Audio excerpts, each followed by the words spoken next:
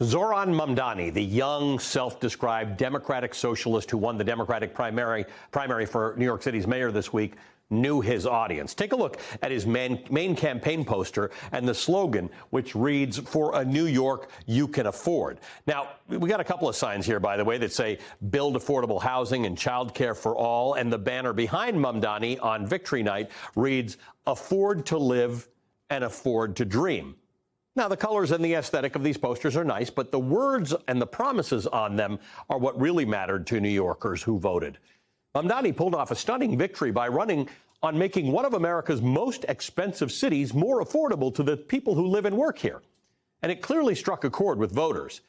His campaign promised to freeze rent for nearly 1 million New Yorkers, triple the number of available affordable housing units, make city buses free. And he promised free child care for kids under the age of 5.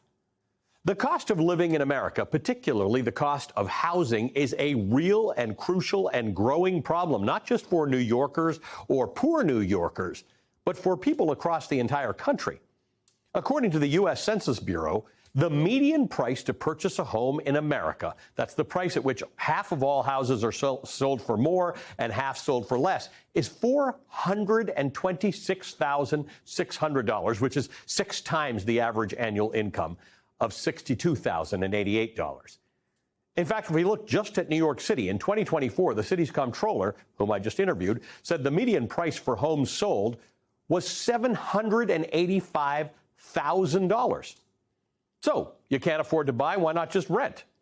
It's not much better, actually. Coast to coast, renters are shelling out more than $1,600 a month in rent. That's according to apartments.com. But in New York, the average price to rent a 2-bedroom apartment is $5,560. That's a 17.5% jump in the last year, according to rental listing site Zumper. Economists recommend not spending more than 30% of your income on housing. Typically, in expensive markets like New York or San Francisco, it goes up to about 40%. But according to the Wall Street Journal, many New Yorkers find themselves spending up to 60% of their income on rent. So New Yorkers are spending the majority of their paychecks on rent, but that's assuming they can even find a place to live, because according to NYC Housing and Vacancy Survey, New York City currently has a record low vacancy rate of 1.4%. Hasn't been that low since 1968, meaning there's not much out there to buy or to rent, even if you've got money. To put this in perspective, the New York Times says New York City officially considers a vacancy rate of less than 5% a housing emergency. If you're not from New York, it's easy to say, well, that's Manhattan. It's expensive. What do you expect?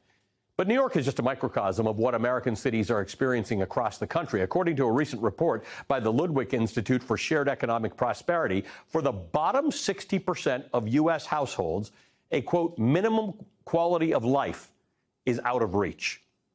Now, we can debate whether Mamdani's win is a referendum on the Democratic Party, but one thing is for sure, he struck a nerve.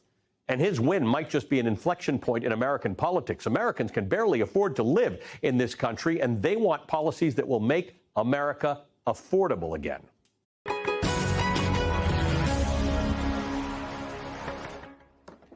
All right, joining me now, Andre Perry, senior fellow at the Brookings Institution. He's also an economics professor at Washington University in St. Louis and the author of a new book, Black Power Scorecard, Measuring the Racial Gap and What We Can Do to Close It. Joining me as well, Thom Hartmann, host of the syndicated radio show, The Thom Hartmann Program, and author of numerous books, including The Hidden History of American Democracy. Guys, thank you for being here. Andre, let me start with you. You and I have had so many conversations over the years about this basic concept of housing affordability, which, while you focus a lot on Black Americans, this is a widespread problem affecting everyone. The idea that a regular person who works a regular median earning job in a regular city cannot, generally speaking, afford to live in that city in America. This is what Zoran Mamdani was saying, which resonated with a lot of voters.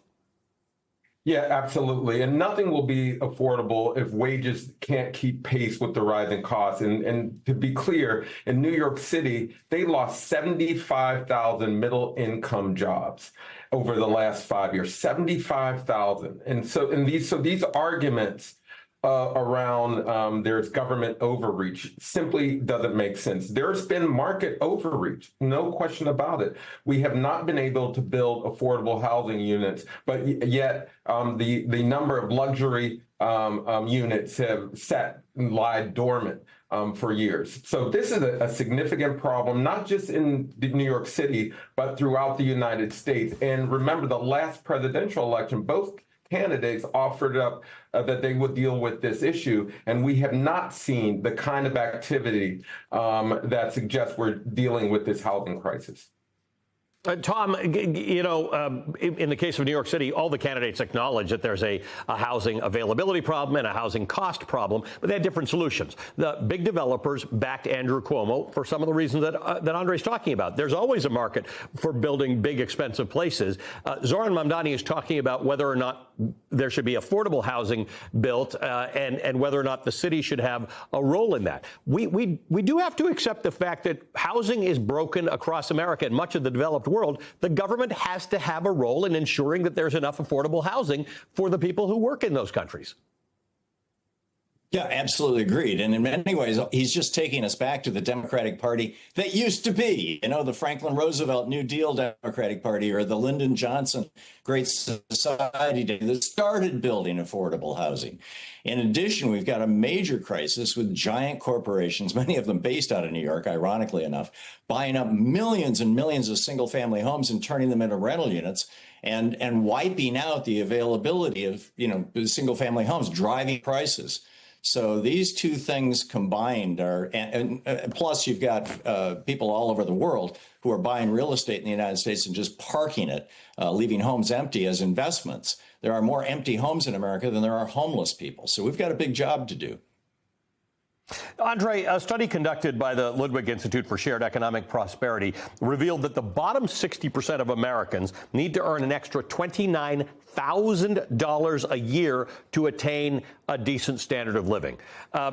What's the issue here? What happens if we don't fix this? What breaks? I mean, in a major city like New York or Chicago or San Francisco, what you lose is an entire class of people, the creative class of people, where teachers and firefighters and poets and hairdressers simply can't live in the city. But what's the fundamental problem with growing housing unaffordability?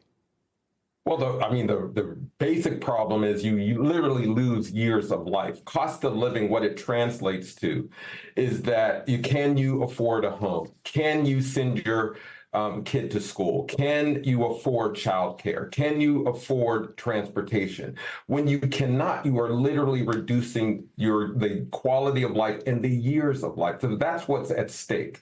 And so as we have these conversations, it's not just about losing percentages of a population. You are losing years of life in terms of life expectancy. New York City lost 3% of its population in recent years. Much of that were families, people with children, because they simply can't afford to live there. So this is a problem that gets to the North Star, and that's life expectancy. And we have got to deal with this as such. Yeah, you study this a lot, and that's not something that will be obvious to someone that, wow, you're actually affecting people's life expectancy. Tom, with you, there's always a quote from a book that you've written that addresses these things, so I'm grateful. It's why we love having you on here.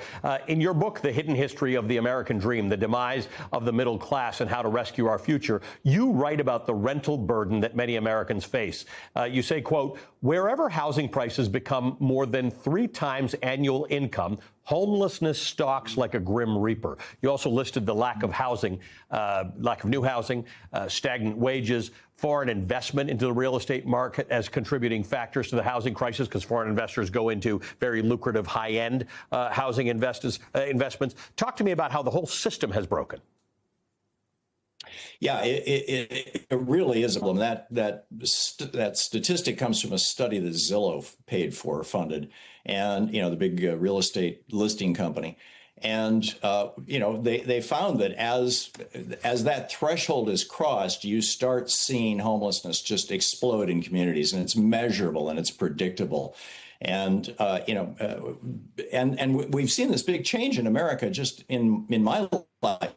When I was a kid, my dad bought the house that I grew up in, back in 1957, and what he paid for it was twice his salary. He paid $13,000. He was making around $7,000 a year, working in a tool and die shop. That was the median house price back then. It was twice what the annual income is. Today, the number you cited at the beginning is household income, but household income today assumes 2 workers, whereas in 1956 it assumed 1 worker.